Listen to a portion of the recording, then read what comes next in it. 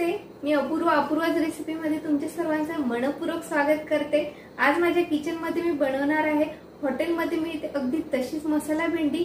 तर चला बघूया मग। सर्वात पहिले मी भेंडी स्वच्छ धुवून सुती कापडाने पुसून घेतलेली आहे। आता आपल्याला भेंडी ही कापून घ्यायची आहे। ह्या प्रकारे सर्व भेंडी आता मी कापून घेतलेली आहे। या प्रकारे कापल्यामुळे आपल्याला काय होणार आहे, कीड वगैरे असेल तर आपल्याला लगेच कळेल की ही भेंडी किडलेली आहे, ते आपल्याला बाजूला टाकता येईल। भेंडी थोडी फ्राय करून घेऊया। त्याच्यासाठी मी गॅसवर पॅन ठेवलेला आहे। आता पॅन मध्ये आपण थोडं तेल घालूया। तेल हे आपल्याला अगदी थोडं घालायचं आहे की ज्याच्यात आपली भेंडी ही फ्राय होईल फक्त। आता तेल हे तापलेले आहे, त्यात मी ही कापलेली भेंडी घालते। आपल्याला भेंडी ही एकसारखी हलवत राहायची आहे, म्हणजे सगळ्या साइडने व्यवस्थित भेंडी ही आपली परतून होईल। बऱ्याच लेडीजचं म्हणणं असतं की भेंडी ही चिकट असते, त्याच्यामुळे मुलं ही भेंडी खायला नको म्हणतात। पण तुम्ही जर भेंडी ही व्यवस्थित धुवून घेतली आणि सुती कापडाने जर पुसली, तिच्यात जो ओलसरपणा थोडासा पण नाही राहिला, तर भेंडी ही चिकट होणार नाहीये।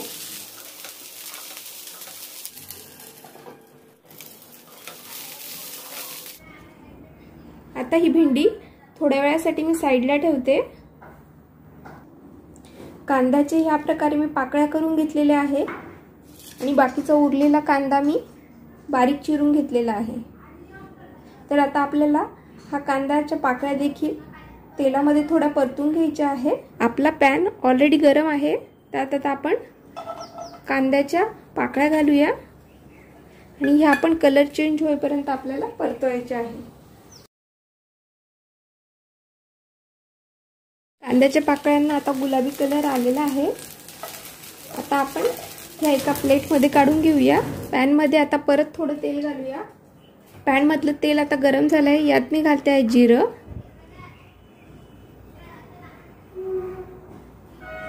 बारीक चिरलेला कांदा,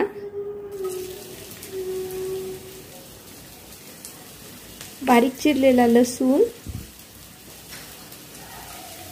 व्यवस्थित परतून घ्यायचं आहे।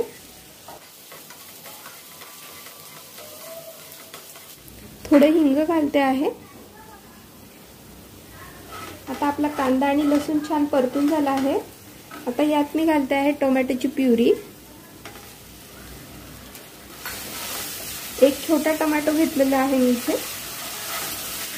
टोमॅटोची प्युरी आपल्याला मस्त परतून घ्यायची आहे। आता आपली टोमॅटोची प्युरी व्यवस्थित परतून झाली आहे। आता मी यात घालते आहे मसाले, धने जिरे पूड, गरम मसाला, तिखट, आपला घरचा मसाला। आता हे छान परतून घ्यायचं आहे।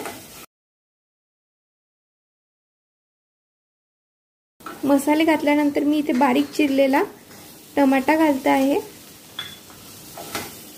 आपल्याला हे व्यवस्थित परतून घ्यायचं आहे छान। आता टोमॅटो परतून झाल्यानंतर यात मी घालते आहे आपली फ्राय केलेली भेंडी। व्यवस्थित छान आपल्याला मस्त परतून घ्यायची आहे। आता याच्यावर मी 2-5 मिनिटांसाठी झाकण ठेवणार आहे, म्हणजे आपली भेंडी आणि टोमॅटो छान वाफून जातील। आता आपण आपली भेंडी बघून घेऊया एकदा।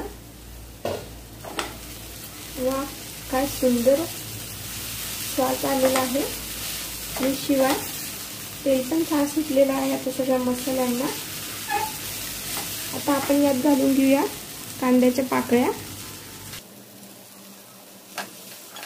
व्यवस्थित परतून झाल्यानंतर आता सगळ्यात शेवटी मी घालते आहे थोडा मॅगी मसाला,